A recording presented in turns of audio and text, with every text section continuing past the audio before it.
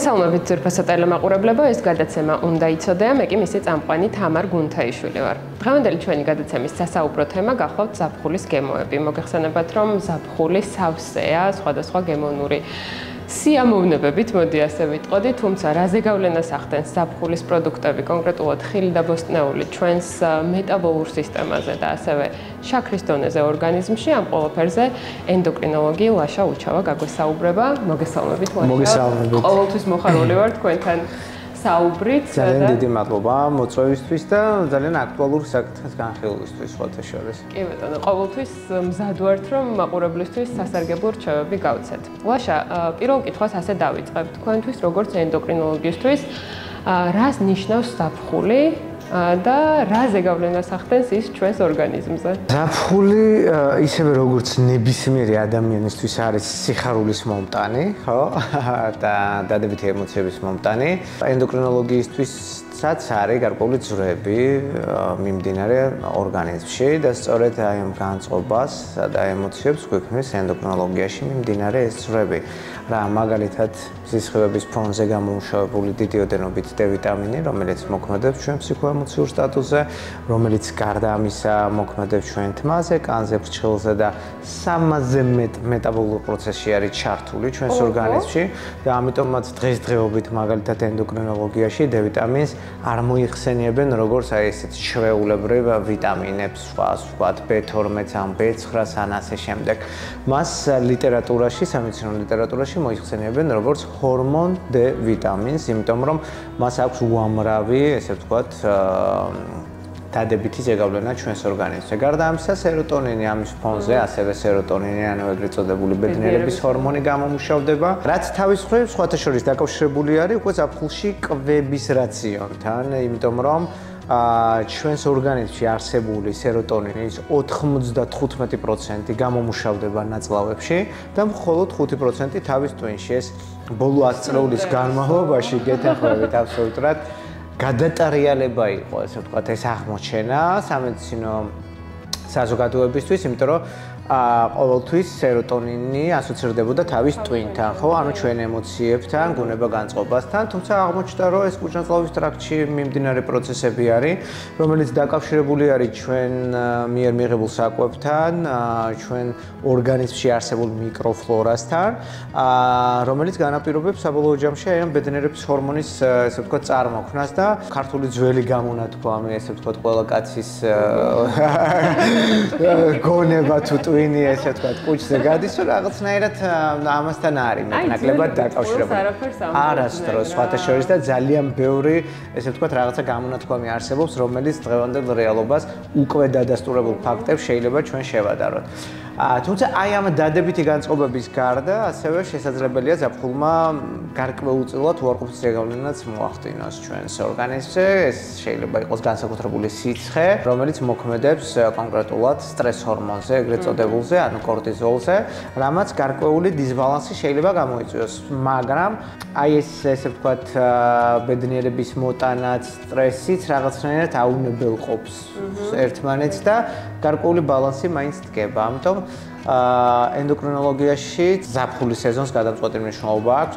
თუ თან კონკრეტულ დაავადებებსაც განვიხილავთ ამ კუთხით, ხო, მაგალითად ფარისებრი ჯირკვლის პათოლოგიები, რადგანაც ხდება გარკვეული ცვლილებები უკვე სისხლების აქტივობის ფონზე, შაქრიანი დიაბეტის დროს, მაშინ როდესაც სითხის დანაკარგი უფლის სახით ბევრად უფრო მეტი არის, ხო? ან თვითონ ზოგადად მინერალების და ვიტამინების ცვლა უკვე, ხო, ორგანიზმში, რაც ასევე დეჰიდრატაციასთან ან წყლის დეფიციტთან იყოს დაკავშირებული.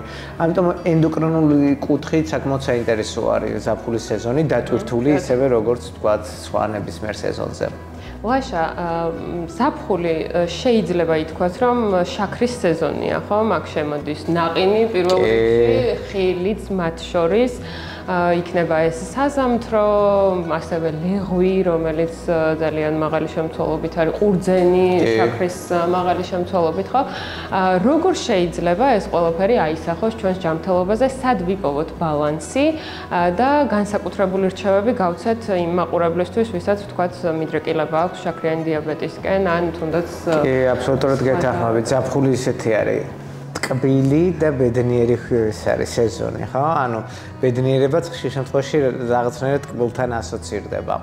და ზოგადად ყვებასთან. ამიტომ ზაფხულში გვაქვს მართლა აი ძალიან ბევრი ესე ვთქვათ რაღაცნაირი სანების ყოფილმაცდუნებელი პროდუქტები, მათ შორის ნაყინი, ხო, მათ შორის ტკბილი გაზირებული სასმელები, იმისათვის რომ უბრალოდ გავგრილდეთ, მათ შორის ხილი, რომელიც ჩამოთვალეთ, რომელიც მაღალგლიკემიური ინდექსის მქონე არის, ხო, ეს არის ლეღვი, ეს არის ნესვი, ეს არის ყურძენი, შემდგომში უკვე შემოდგომაზე გვეწევა კარალიოკი, ხო? მსხალი ამ სეზონზე აგრეთვე, რომელიც ასევე მაღალგლიკემიური ინდექსით გამოირჩევა. შესაბამისად, აქაც მოვიშველი ბრძოლების გამონათქვამს და ვიტყვი, რომ ყველაფერი სასარგებლოა და ყველაფერი საწამლავი, მთავარია ვიცოდეთ დოზები, ხო? შესაბამისად, ზომიერებას აი ამ პროდუქტების მიღებასთან მიმართებაში აქვს გადამწყვეტი მნიშვნელობა. ზოგადად, თუ მსგავსი ტიპის მაღალგლიკემიური ინდექსის მქონე, ესე ვთქვათ, პროდუქტებს ვღებულობთ, რა თქმა უნდა, სასურველი არის დღეს პირველ ნახევარში იყოს გამოყენებული, ხო? იმისათვის რომ მე დღის განმავლობაში ორგანიზმმა მოახერხოს ამის გახარჯვა. ან ფიზიკური აქტივობის წინ თუ ვთქვათ ვარჯიშობთ, ხო? რომ დახარჯოს ორგანიზმმა, ვთქვათ, მიღებული ნახშირწყლები. და თუ ვიცავთ ზომიერებას, რა თქმა უნდა, მაშინ ის ხელს არაფერში არ შეგვიშლის და ვთქვათ, ზაფხულის სეზონზე ამ ზომიერების დაცვით შეიძლება ისე გადავიტანოთ ყველაფერი, რომ არც არანაირი პრობლემა არ შეგვექმნას. მაგრამ ჩვენ ვსაუბრობთ კონკრეტულ დაავადებებზე, ამ შემთხვევაში შაქრიან დიაბეტზე, მაგალითად და განსაკუთრებით ტიპი 2-ზე, სადაც ინსულინის ფუნქცია არის თვითონ დარღვეული. ამ პროდუქტების, ანუ ამ ხილის მაგალითად, ხო, ვთქვათ, ნესვი, მსხალი, კარალიოკი, ყურძენი, ლეღვი მიღება სასურველი არ არის. თუმცა შესაძლებელია სეზონზე, ვთქვათ, იმისათვის რომ სრულად არ ჩავარდეს სეზონი, დავაგემოვნოთ. ხო, მაგრამ ყოველდღიურ რაციონში მათი გამოყენება არ არის რეკომენდებული. მიუხედავად იმისა, რომ თითოეულ აი ამ ჩამოთვლილ ხილს თავისი დადებითი ეფექტებიც აქვს ორგანიზმზე, ხო? მაგალითად, ლეღვი ძალიან დიდი ოდენობით შეიცავს კალიუმს და მაგნიუმს, რომელიც ზაფხულში ძალიან მნიშვნელოვანი არის, იმიტომ რომ ოფლის დანაკარგთან ერთად ორგანიზმი კარგავს კალიუმის და მაგნიუმის მინერალებს და ეს ხშირ შემთხვევაში ხელს უშლის გულის კუნთის და ზოგადად ჩორჩების კუნთის გამართულ მუშაობას. ადამიანებისთვის მნიშვნელოვანი, აბსოლუტურად გეთანხმებით. კი, აბსოლუტურად გეთანხმებით. მაგრამ ზომიერების ფარგლებში მოკლედ ამ ყველაფრის გამოყენება შეგვიძლია. ეხლა რაც შეეხება ნაყინს და ტკბილ გაზირებულ სასმელებს, აქ უკვე რა თქმა უნდა შაქრიანი დიაბეტით დაავადებულ ადამიანებში ეს კატეგორიულად გამორიცხული არის და შესაძლებელია ჩავანაცვლოთ სხვადასხვა ესე ვთქვათ საგემოვნო თვისებების მქონე სხვა ტიპის სასმელებით, მაგალითად, ვთქვათ, იმ ხილისგან, რომელიც დაბალ გლიკემიური ინდექსის შემცველი არის, მაგალითად, საზამთროც, ხო? შეგვიძლია წინადღით დავაცხათ წყალი, რაღაცა გარკვეული საგემოვნო თვისებების შევძინოთ, ვისაც უყვარს პიტნა, ვისაც უყვარს ლაიმი, ვისაც უყვარს რეჰანი. სახში მომზადებული, ყოველგვარი შაქრის და ყველა დანამატის გარეშე, თუ ერთ ღამეს, ანუ დაახლოებით 12 საათს აი ამ ხილს გავაჩერებთ წყალში და შემდგომში უბრალოდ გადმოვწურავთ და იმ წყალს გამოვიყენებთ დღის განმავლობაში, მერწმუნეთ, მართლა ძალიან გემრიელი არის, ჯერეთი არ არის ძალიან ტკბილი, შესაბამისად ნახეთ, აქ რა უნდა გავითვალისწინოთ კიდე სიცხის ფონზე დაახლოებით 30%-ით ჩვენი ორგანიზმის ენერგიულობა მცირდება, იმიტომ რომ ტემპერატურული ცვალებადობის გამო რომ არ გადახურდეს ორგანიზმში მიმდინარეობს პროცესები, რომ გაუმკლავდეს აი ამ სიცხეს. ჩვენ როდესაც აქ ვამატებთ რაიმე ისეთ საკვებს, რომელიც კიდევ რთულად გადასამუშავებელი არის, მაგალითად ეს არის დიდი ოდენობით შაქარი, მაგალითად ეს არის ცხიმიანი საკვები ზაფხულში, ხო? ენერგიას კიდევ უფრო ვკარგავთ და შესაბამისად დღის განმავლობაში მე ვართ მოდუნებული, მოთენთელი და ასე შემდეგ. აი მსგავსი ტიპის ესე ვთქვათ სითხით რაც აღნიშნეთ წეღარ.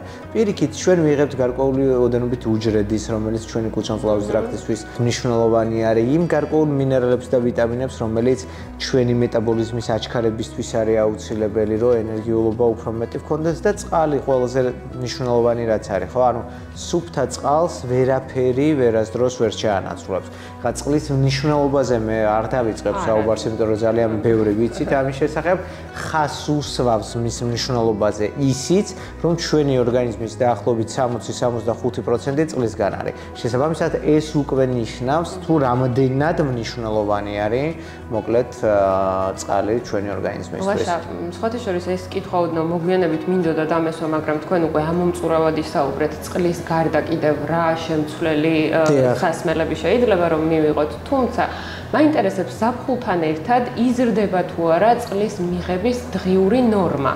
საშუალო სტანდარტად აღებულია 2 ლიტრი, ხო? რომ ჯანმრთელმა ადამიანმა მინიმუმ 2 ლიტრი სითხე უნდა მიიღოს წყლის სახით. კი ბატონო. ზაფხულში თუ იზრდება ეს? იზრდება, კი, დაახლოებით ამას უნდა დავუმატოთ ხოლმე 300-დან 500 მილilitrამდე დღეღამის განმავლობაში, იმიტომ რომ სიცხის ფონზე დანაკარგი ბევრად უფრო მეტია და ნუ ამაზე თუ ჩვევაში ჩვენ გვაქვს, თქვათ 2 ლიტრი, ხო? მოთხოვნილება ისედაც ფიზიოლოგიურადაც იზრდება. მაგრამ არიან ადამიანები, სადაც ეს ჩვევა ჩამოყალიბებული არ არის და შეიძლება დღე გავიდეს ისე, რომ წყალი საერთოდ არ დალიო, ხო? იმათ უკვე ზაფხულში 2-3 ჭიქას მაინც ღებულობენ, ანუ დაახლოებით 500 მილilitrს, ხო? ამიტომ ეს თვითონ უკვე ორგანიზმი აკონტროლებს ამას და აბალანსებს. თავარია ჩვენ სხვა სეზონზე გქონდეს ჩვევაში ის, რომ აუცილებლად დღეღამის განმავლობაში უნდა მივიღოთ ის მინიმუმი რაოდენობისა წყლის, რომელიც არის ჩვენი ორგანიზმისთვის აუცილებელი. ვაშა, ჩვენ ვისაუბრეთ იმ ხილზე, რომელიც შესაძლოა დიდი რაოდენობით მიღების დროს იყოს საზიანო ჩვენი ჯანმრთელობისთვის, თუმცა ენდოკრინოლოგიური კუთხით არსებობს თუ არა ხილი და ბოსტნეული, რომელიც შეგვიძლია რომ ეგრეთ წოდებულ სუპერ საკვებად მივიჩნიოთ. კი, ნუ პრინციპში შეიძლება ჩაითვალოს და შეიძლება ითქვას, რომ ნებისმიერი ხილი და ბოსტნეული ნამდვილად სუპერ საკვები არის ენდოკრინოლოგიაში, იმიტომ რომ თითოეულ მათგანს გააჩნია ძალიან ბევრი დადებითი ეფექტი ჩვენს ორგანიზმზე, თავისი შემცველობიდან გამომდინარე, ხო? მათი შემცველობა სხვადასხვანაირი არის ყოველთვის. თუმცა აი ესეთი ცოტათი შეიძლება პოპულარული, ტრენდული, რაც შეიძლება იყოს ყველაზე მეტად აქტუალური დღესდღეობით, პირველი შეიძლება რაც დავასახელოთ ეს იყოს ავოკადო, ხო? თავისი, ესე ვთქვათ, ნიშან-თვისებებიდან გამომდინარე, ის შეიცავს ძალიან დიდი ოდენობით ჩვენთვის სასარგებლო ცხიმებს, მცენარეულ ცხიმებს, რომლებიც პირველ რიგში ხელს უშლის, ესე ვთქვათ, ხვაცხიმების, ანუ ცუდი ცხიმების დაგროვება ჩვენს ორგანიზმში, გარდა ამისა დადებითად მოქმედებს ჩვენ გულსიძახთა სისტემაზე, ჩვენ ნერვულ სისტემაზე, ძილზე და შეიცავს დიდი ოდენობით ბოჭკოს, უჯრედის, რომელიც ჩვენი კუჭრაწლავის ტრაქტისთვის ძალიან მნიშვნელოვანი, ესე ვთქვათ, საკვები ნივთიერება არის, იქიდან გამომდინარე, რომ ის აწესრიგებს მთლიანად ჩვენ მიკროფლორას და ჩვენი მიკროფლორისთვის ბოჭკო არის მხოლოდ და მხოლოდ საკვები ნივთიერება და ჩვენი მიკროფლორა დღევანდელი კვლევებით მთლიანად, ესე იგი, ჩვენს ორგანიზმს აკონტროლებს.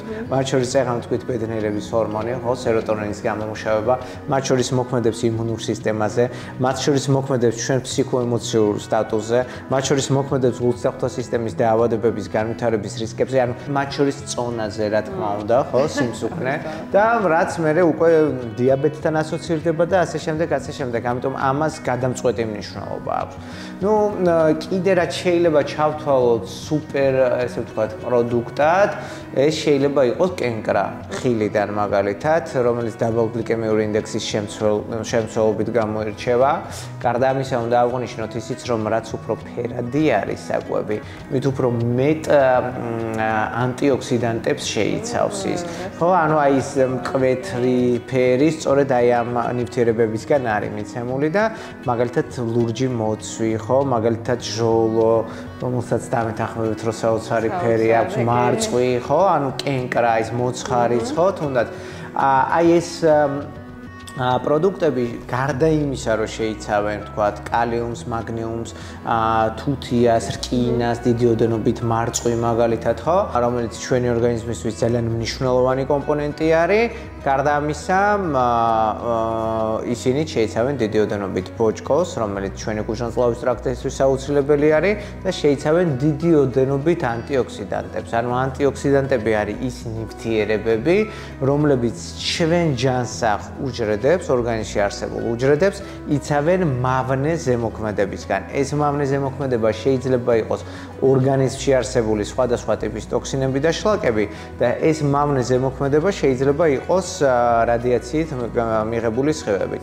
ანუ როგორც გარემო, ასევე შინაგან ფაქტორებზეც მოქმედებს ეს ანტიოქსიდანტები. ამიტომაც ვთქვათ, კენკრა შეიძლება აუცილებელია. რა თქმა უნდა, ზომიერება როგორც აღნიშნეთ, ყველაფერში აუცილებელია. ზოგადად რეკომენდებული რაოდენობა დღე-ღამის განმავლობაში 400-600 გრამი არის ხილის, მხოლოდ ხილის. ჯანმრთელი ადამიანისათვის მეც ვფიქრობ, რომ აბსოლუტურად ნორმალური ოდენობა არის და დაახლოებით იგივე ოდენობა არის ბოსტნეულის კიდე დღე-ღამის განმავლობაში. ამიტომ თამამად შეიძლება ითქვას, რომ ნორმალური კვების პირობებში, ფიზიოლოგიური კვების პირობებში ჩვენ არასდროს მშიერი არ ვართ და არასდროს ესე ვთქვათ, არ ვართ რომელიმე მინერალის, ვიტამინის თუ სხვა საკვები დანამატების დეფიციტის ქვეშ. აუცილებლად მინდა გკითხოთ, რა განაპირობებს იმას, რომ ადამიანთა უმეტეს ნაწილს ზაფხულში მადა უკვე იცდება. მათ შორის გახლავართ მე. ეს არის აი წეღანაც აღნიშნეთ ჩვენ სისხლების ზემოქმედება, აქტივობა, რომელიც აქვეითებს ენერგიას დაახლოებით 30%. შესაბამისად, ენერგიას თუ არ ხარჯავს ის აქტიურად ადამიანი ზუყვებაზეც შესაბამისად აისახება ეს ყველაფერი და გარდა ამისა წყალი, რომელიც ასევე წეღან ვახსენეთ ჩვენ, ხო? ანუ იქიდან გამომდინარე დიდი ოდენობით წყლის რაოდენობა ვსვებულობთ, ეს მეტნაკლებად გვიბალანსებს ჩვენ აი ამ საკვებისადმი მოთხოვნილებას.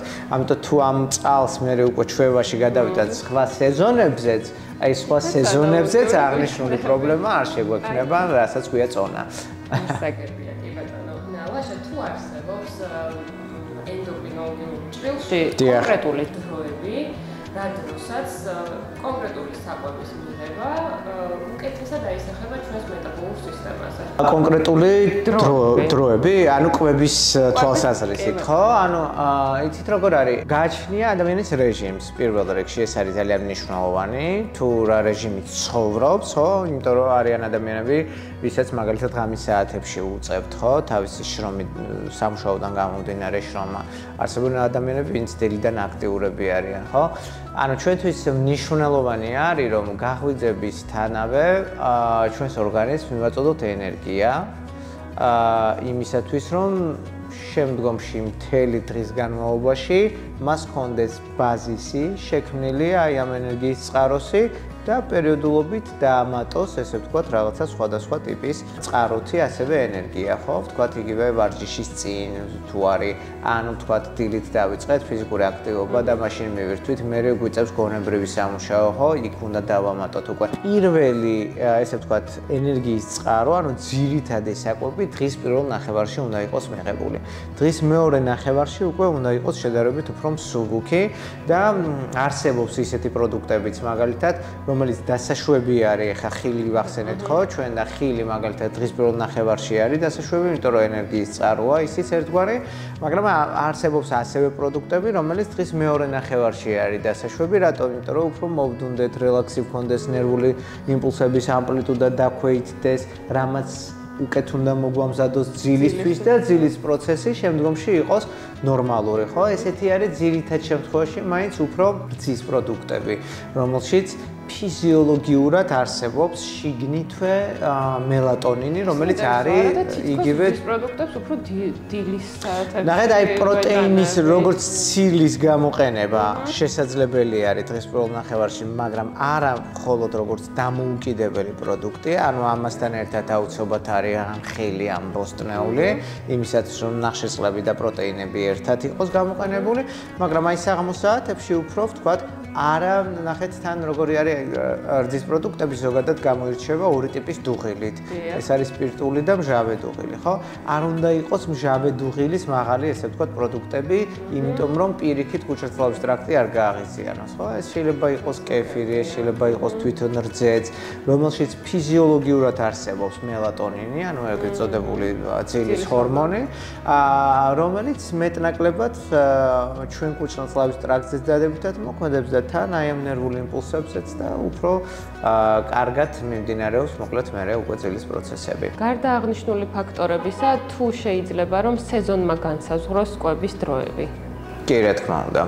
სეზონი საზღვრავს კვების დროებს, იმიტომ რომ ზაფხული ხო უფრო დიდი არის დღეც და შესაბამისად კვების რაციონიც აბსოლუტურად სხვა არის და ეს განსაზღვრავს. ნუ ზამთარში მოკლე დღე არის, შესაბამისად იქ უკვე არ შეგვიძლია. ეხლა მაგალითად ჩვენ თუ ვამბობთ იმას, რომ დღის პირველ ნახევარში ყოველთვის აუცილებელი და სასურველი არის ძირითადი კვება იყოს, ზამთრისთვის ეს დაუწერელი კანონი არის. ზაფხულში რაღაცეები შეგვიძლია გადავათამაშოთ, იმიტომ რომ დღე დიდი არის და შესაბამისად ძილის პერიოდიც ინაცვლებს იქეთ, ხო? ეხლა უცებ ზაფხულის საღამოები რომ წარმოვიდგინე, საზამთრო და ხილი ყოველთვის არის, ხო, მაგრამ ხილი უკვე საღამოს არ შეიძლება. თუ მაინდა-მაინც დასაშვები არის საზამთრო, იმიტომ რომ ფაქტიურად წყალი და დასაშვებია კენკრა, როგორც აღვნიშნეთ წეღან, იმიტომ რომ დაბალგლიკემიური ინდექსის შემცველობით გამოირჩევა. სხვა ხილი მაინც უმჯობესი არის დღის პირველ ნახევარში იყოს გამოყენებული. ამიტომაც სეზონის მიხედვით დროს კვებისას გადამწყვეტი მნიშვნელობა აქვს. ზამთარში ეს არის მნიშვნელოვანი, ზაფხულში გარკვეული წესების დარღვევა შეგვიძლია. ლაშა, საზამთროს რადგან შევეხეთ, საზამთრო და დეტოქსი ჩემთვის მომენტალურად ასოცირდება ერთმანეთთან. ასევე ბევრი ადამიანი ზაფხულში სწორედ ამ დეტოქს დიეტას მიმართავს, ხო? იქნება ეს საზამთრო, კიტრი, ასევე კიტრი და ლაიმი ერთად და მოკლედ ბევრი ვარიაცია შეიძლება შევხვდეს. რამდენად მე კი ვიცი რომ თქვენ არ უწევთ ამ ყველაფერს რეკომენდაციას, მაგრამ აი რატომ რისთვის როგორ შეიძლება რომ სასარგებლო კი არა საზიანო აღმოჩნდეს პირიქით, ხო? ნუ არსებობს გარკვეული დაავადებები, რა დროსაც საერთოდ მსგავსი ტიპის განტვირთვის დღეები არ არის რეკომენდებული. ეხლა თუ ჩვენ ვსაუბრობთ რაღაც გარკვეულ დეტოქს პროგრამაზე, რომელიც დაკავშირებული არის თავის მხრივ იმაზე, რომ მთელი კვირა სადღაც დავისვენეთ, მაგრამ ეს დასვენება იყო თან აქტიური, თავისი ვთქვათ საკვებით, თავისი ალკოჰოლით და ასე შემდეგ. რა თქმა უნდა, ზაფხულში დასაშვები არის უკვე ეს გარკვეული დეტოქს პროგრამა მოუწყოთ ჩვენს ორგანიზმს. ეს შეიძლება იყოს საზამთრო მთელი დღის განმავლობაში, მაგრამ ეს საუბარი არის ერთ დღეზე, მხოლოდ და მხოლოდ, ხო? და აქაც გარკვეული ოდენობა უნდა იყოს, რა თქმა უნდა, ხო? განსაზღვრული აუცილებლად თუ რა რაოდენობით შეიძლება, ხო? ანუ საზამთროზე თუ ვსაუბრობთ კონკრეტულად, ეს შეიძლება იყოს დაახლოებით 2-დან 3 კილოგრამამდე მთელი დღის განმავლობაში, თუ მხოლოდ საზამთროს მივირთმევთ. თუ სხვა ხელზე ვსაუბრობთ, აქ დაახლოებით 1,5-2 კილოზე არის საუბარი. აი ამ დეტოქს პროგრამებში ხა ახსენეთ თქვენს მაგალითად, რომ შეიძლება კიტრი, კი ბატონო, იმიტომ რომ შეიცავს ანტიოქსიდანტებს, ისიც წყალია თვითონ და სხვა არაფერი. შეიძლება სხვადასხვა საგემოვნო თვისებების დამატება, მაგალითად რეჰანი, პიტნა და ასე შემდეგ, რომ ვთქვათ, კამაც მათ შორის, ხო? აი მსგავსი, ესე ვთქვათ, დეტოქსი შეგვიძლია გამოვიყენოთ დღის განმავლობაში, მაგრამ ეს შეიძლება იყოს 10 დღეში ერთხელ, როგორც აღვნიშნე და ეს არ უნდა იყოს ხანგრძლივი პერიოდის განმავლობაში, იმიტომ რომ ზაფხულში განსაკუთრებით დეჰიდრატაციის ფონზე, მინერალების და ვიტამინების დაკარგვის ფონზე შესაძლებელია ხშირად მერე განვითარდეს ეგრეთ წოდებული კოლაფსი, წნევის ვარდნა, რამაც გარკვეული დისკომფორტი შეუქმნას მერე ადამიანს. ლაშა, ბოლოსკენ უნდა წავიდეთ და სანამ გარკვეულ შეჯამებას და მთავარ რჩევას გთხოვთ მაყურებლისთვის, მანამდე მინდა გკითხოთ, რამდენად კარგი პერიოდია ზაფხული ცხოვრების რიტმის შესაცვლელად? ალბათ ყველაზე კარგი. კი, ალბათ ყველაზე კარგი პერიოდი არის, იმიტომ რომ ამ დროს ბუნება გვთავაზობს ისეთ პროდუქტებს, რომელიც არ არის მძიმე ორგანიზმისთვის, გადასამუშავებლად და გვაქვს მრავალფეროვნება. შესაბამისად, ძალიან დიდი არჩევანი გვაქვს. შეგვიძლია დრო გავხარჯოთ ასევე გარეთ, ვთქვათ, ფიზიკურ აქტივობაში, სეირნობაში და ასე შემდეგ და არ ვიყოთ დიდი ხნის განმავლობაში მაცივართან თანაცხოვრებაში, ხო? და ესეც გვიწყობს, ხოლმე ამიტომ პირველი ნაბიჯების გადასადგმელად თუ ჩვენ გვინდა ჩვენი ცხოვრების წესის ცვლილება ჯანმრთელი ცხოვრების წესისკენ, რა თქმა უნდა, ეს ყველაზე კარგი სეზონია, შეიძლება ითქვას, აი ამ ნაბიჯების გადასადგმელად და პერიოდიც, ანუ დროც თვითონ საკმარისი იმისათვის, რომ რაღაცნაირად ჩვევაში ჩაჯდეს მე ეს ყველაფერი და შემოდგომაზეც და ზამთარშიც გადავიტანოთ იგივე, ესე ვთქვათ, რაღაცა პრინციპები, ჩვენი რუტინა ყოველდღიური, ხო, საბოლოო ჯამში კვების თვალსაზრისით. ამიტომ ზაფხული ისეთი არის, მნიშვნელოვანი პერიოდი არის ამ ნაბიჯების გადასადგმელად. სანამ დაგემშვიდობებით, მაშინ რა იქნება თქვენი მთავარი რჩევა ზაფხულში, აი ამ ბალანსის დასაცავად, რომ არც როგორც იტყვიან, წონა გაგვექცეს და საჭირო მინერალებითაც შევივსოთ. ალბათ პირველი, აქაც ძველ გამონათქვამს მოვიშველიებ და რაც უნდა გავიაზროთ ძალიან კარგად, არის ის, რომ არ უნდა ვიცხოვროთ იმისთვის, რომ ვჭამოთ და უნდა ვჭამოთ მხოლოდ იმისთვის, რომ ვიცოცხლოთ, ხო? და მნიშვნელოვანი არის, როგორც აღვნიშნეთ ერთხელ უკვე, ზომიერების დაცვა. და მნიშვნელოვანი არის ის, რომ არ იყოს დატვირთული ზაფხულის კვება. პრინციპში შეიძლება ძალიან თამამად ვთქვათ, მალფუჭებადი პროდუქტებით. ანუ ისეთი პროდუქტებით, როგორიც არის ვთქვათ, ცხიმის დიდი ოდენობის შემცველი, ნახშირწყლების დიდი ოდენობის შემცველი და ბუნება გვაძლევს მართლა სეზონზე ყოველთვის ეს ზაფხულია შემოდგომა თუ ზამთარი თუ გაზაფხული, სეზონზე გვაძლევს იმ პროდუქტებს, სეზონურ პროდუქტებს, რომელიც იმ კონკრეტული ესე ვთქვათ, პერიოდისთვის არის ჩვენი ორგანიზმისთვის აუცილებელი გამოსაყენებელი. ხო, ეს არის ზაფხულში ძირითადად რა? ხილი და ბოსტნეული, რომელიც ძალიან მრავალფეროვნად გვაქვს ჩვენ საქართველოში და ამიტაც ერთ-ერთი ესე ვთქვათ, დიდარი ქვეყანა არის ნამდვილად და შესაბამისად უნდა გამოვიყენოთ ეს ხილი და ბოსტნეული, იმიტომ რომ იმ სეზონზე ვიყოთ კარგად და იმიტომაც რომ ვიზრუნოთ სხვა სეზონებზე, იმიტომ რომ ზაფხულში მიღებული ხილიდან და ბოსტნეულიდან მიკრო-მაკროელემენტები და ვიტამინები უკვე ეს მარაგი არის შემოდგომასა და ზამთარში ჩვენი ორგანიზმისთვის,